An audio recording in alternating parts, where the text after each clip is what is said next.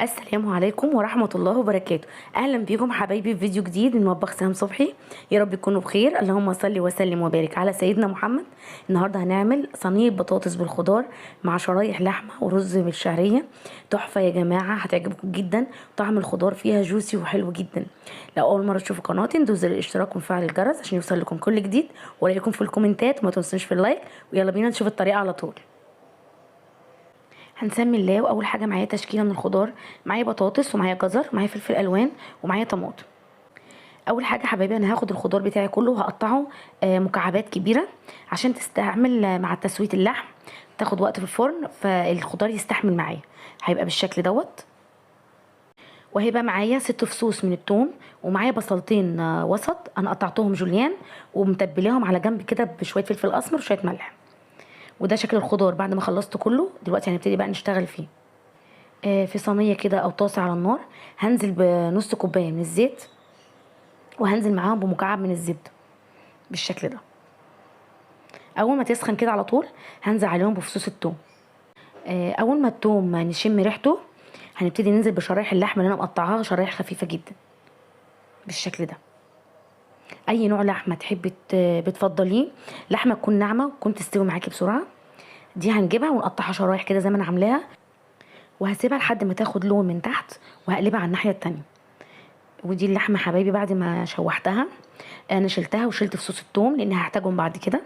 هاخد بقى الصوص اللي باقي دوت مع على الزبده، صوص اللحمه هنزل عليه بالكميه البصل اللي انا مقطعاها، وهبتدي اشوحه لحد ما يدبل. العصاره اللي نزلت من اللحمه دي يا جماعه مع الزبده هتدي طعم حلو جدا للبصل والخضار بتاعي. اول ما البصل كده معايا دبل هنزل عليه بقى بكميه الخضار كلها انا مقطعاها. كميه الخضار دي حسب ما انت عايزه الصينيه، اي كميه بتحبيها.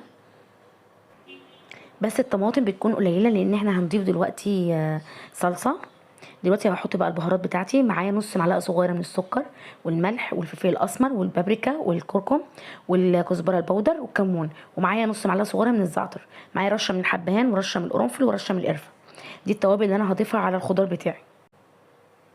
هنزل بقى على الخضار كده، وهبتدي اضيف معلقتين من الصلصه كبار. دي صلصه معلبه او كيس صلصه كبير. وهبتدي اقلب بقى واشوح في الخضار بتاعي. هياخد تشويحه كده زي البصل، بس مش لدرجه انه يدبل، بس تشويحه بس. ده منظره بعد ما اتشوح. هبتدي بقى احضر الصينيه بتاعتي او البايركس بتاعي. هبتدي افرش فيه ورق فويل بالشكل دوت. من الناحيه ديت ورقه كبيره كده، والناحيه التانية برضو اللي هي فاضيه بالشكل ده. كده انا فرشت ورق الالومنيوم. ما ينفعش بقى احط الخضار على ورق الالومنيوم كده على طول، لازم نحط ورق زبده. هنجيب ورق زبده، وهعمل برضو زي ما عملت في ورق الالومنيوم الناحيتين، بس الورقه تكون كبيره عشان نقدر نغطي بقى الخضار من فوق بالشكل ده. كده خلصت الصينيه بتاعتي وفرشتها. انا كده الصينيه جاهزه ان احط فيها الخضار بتاعي. في الوقت ده انا مجهزه الفرن بتاعي على اعلى درجه على صاج الفرن من تحت.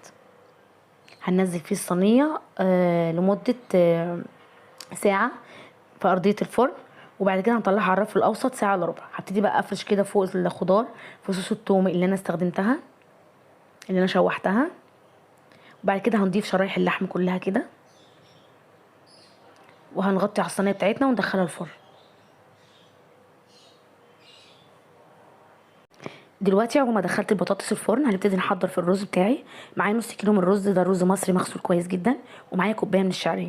معايا قالب مرقه بقى، وهنزل عليه كده بكوبايه من الميه سخنه، وهدوب فيها قالب المرقه بالشكل دوت. في حله على النار هنزل عليها بمعلقه من السمن وربع كوبايه من الزيت بالشكل ده. اول ما يسخنوا هنزل عليهم بالشعريه، وهبتدي احمر في الشعريه بتاعتي لحد ما تاخد لون دهبي حلو بالشكل ده. اللون ده حلو جدا يا جماعه للرز. هبتدي بقى انزل بالرز واديه تشويحه كده مع الشعريه. بعد ما خلصت هبتدي بقى احط دي كده كوبايه الشوربه اللي انا دوبتها، المقلب المرقه اللي انا دوبته مع الميه. وهبتدي اضيف ميه او اضيف شوربه حسب الموجود معاكي. هحط ملح وهطعم الرز بتاعي. الشوربه هتكون فوق الرز بنص عقله صباع. الرز كده هيطلع معاكي مظبوط جدا، وهيطلع مفلفل وحلو بالشكل ده. هغطي عليه بقى، واول ما يهدى كده بالشكل ده. هدي معايا وتشرب. هبتدي ايه اقلبه تقليبتين كده واغطي عليه تاني لحد ما الرز يستوي. كده اللحمه بتاعتي خرجت من الفرن. اخدت يا جماعه بالظبط ساعتين الا ربع، ساعه على صاج الفرن وساعه الا ربع على ال 45 دقيقه على الرف الوسطاني. بالشكل ده يا جماعه تحفه تحفه، وريحتها مش قادره اقول لكم. القرنفل والقرفه هيدوها طعم وريحه تحفه جميله جدا. اللحمه معايا جوسي والخضار طعمه فظيع. بصوا يا جماعه شكل الطبق بعد ما غرفته. اكل مطاعم حلو جدا، طعم الخضار تحفه، اللحمه طريه جدا والرز مفلفل. الفيديو هيعجبكم جدا. يا رب اكون افدتكم، يكون الفيديو عجبكم. ما تنسونيش في اللايك والشير. مع السلامه.